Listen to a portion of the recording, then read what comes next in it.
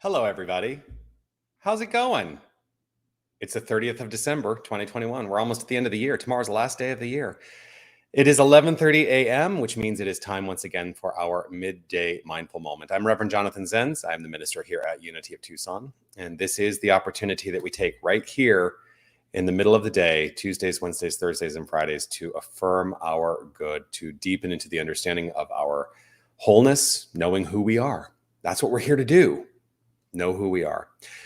Whether you are watching live or on the replay, I would love for you to post a comment. Let me know that you are here. I'm in the office today, so I will actually see the comments that come through. Hello to Sue and hello to Sherry. Grateful to have you both here.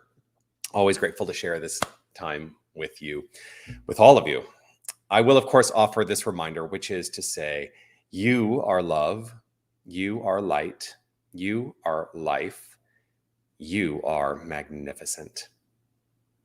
And before I continue, I say that every single time, and I don't want it to be something that is just like, I'm just saying it by rote anymore, right? I want us to really deepen into the meaning of the words and invite yourself to deepen into the understanding of those meanings the meaning of the words that I'm saying.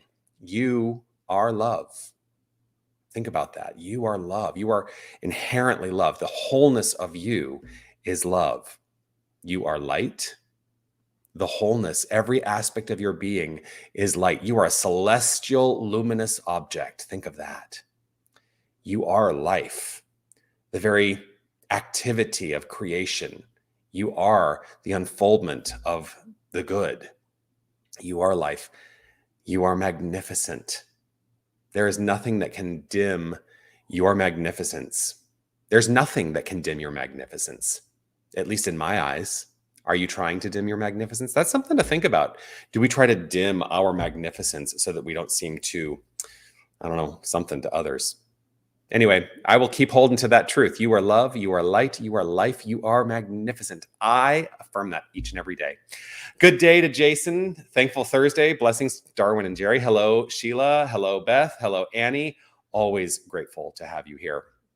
So, I had this thought today that it's kind of been sitting with me because of an experience that I had last night, which I'm not going to tell you a lot of the details of the experience because it's somebody's private expression and they're going through their own thing. But what I will say is that a friend of mine broke their ankle last night and it resulted, I was there in the experience, and we ended up taking this person to the emergency room where they had the ankle, reset and it's not a pleasant experience. And this person was in a tremendous amount of pain. And the reason that I kind of have been, it's been sitting with me is, first of all, it was a little bit of a, you have a little bit of trauma in even just witnessing something like this, where someone is in so much pain. And it was an accident, and it was a horrible, horrible accident and unfortunate. And it's one of those things that I think, and I look back on it, I think in my mind, oh, that could have been avoided if we had just had this in place or had done that or this or that. And the other thing is like, well, I can always go into regret. And I started thinking about my reaction to the experience. Was I reacting or was I in proaction? Was I in action or am I in reaction in the moment in terms of my relationship to the experience that I was having and how it was unfolding? And I think it's something really to think about in any kind of situation where there may be some event that is not so great or traumatic, right? Are we in action or do we allow reaction to dictate our experience? And reaction is usually born out of fear. And so it's really, the question is, do we let fear dictate our experience? Because, I went into this whole thing of like, so it happened at on the property of my condo, right? It wasn't in my condo, but it was on the property. And so we look at it and it's like, oh, we need to contact the board of the HOA and blah, blah, blah. And we got to do this, we got to do that. And there are certainly steps that we can take, but what is the action, or is it reaction born out of fear? I think it's just a question that I'm sitting with today. And I don't really know that I have the answer, except to say that, always in my mind, and this is the spiritual lesson for me today, always in my mind, work in the direction of of action that is not rooted in reaction, that is based in fear. There are simple steps we can take to try to mitigate this type of thing ever happening again. And are people in their lives, are people in this world going to break their ankles? They are. They are. It happens. So something to think about today, action or reaction. Are we working out of fear and letting fear dictate our circumstances, to dictate or overpower our good? I choose not to. I choose to root myself in love, to trust in the fulfillment of the infinite promise, which is inherent life. And I know that it is an expression of the inner light that resides and expresses by means of each and every one of us. So let's release fear and step into faith today. And I'm going to do that through some affirmative prayer treatment. If it's safe and comfortable for you to close your eyes, I invite you to do so. As I choose to close my eyes, allowing myself to turn the attention to the inner life, to the life of wholeness and harmony, the life of faith, knowing that this inner life is the point from which all expression and all circumstance flows forth for each and every one of us. And so it is in this place and with this understanding that I affirm that there is only one infinite power and presence. I remind myself of this in this moment. There is only one wholeness. There is only one light. There is only one life. There is God and nothing else. God, the creative essence, the creative source, the unfoldment, the joy, the peace, the harmony, the beauty and the wisdom of all that is.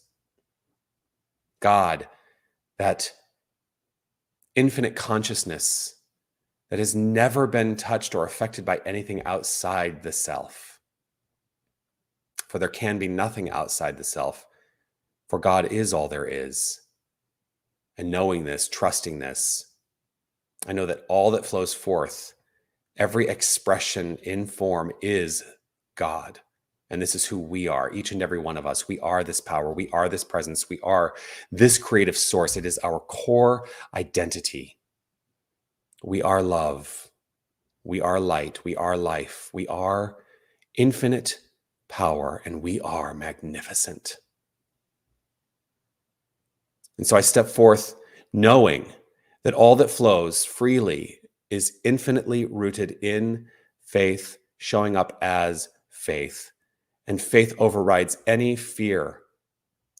All that flows forth is magnificent and good. I trust in the pure, perfect unfoldment of the good. And I know that there is that within which is always proaction. And while I have the experience in times of reaction, I know that there is a blessed expression and experience in reaction, but it always guides to proaction. And so I allow the experience to be in its perfection. There is that within which always knows the answer. And so I do not allow guidance by faith. I do not allow guidance by fear. I absolutely allow guidance by faith. It is with this understanding and this unfoldment and this fulfillment in mind that I give over with a grateful heart and know that the word I have spoken and the word I continue to speak and the intention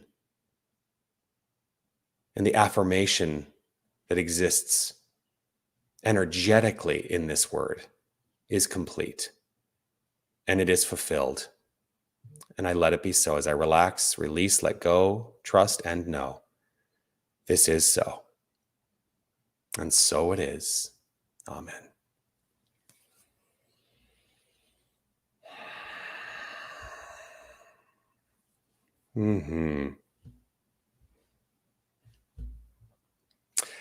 Sherry, in my opinion, the first reactions are part of the fight, flight, freeze. Yes, absolutely. Yeah, and I'm not denying that is part of what, I mean, I'll tell you, I went into a bit of shock yesterday when this happened.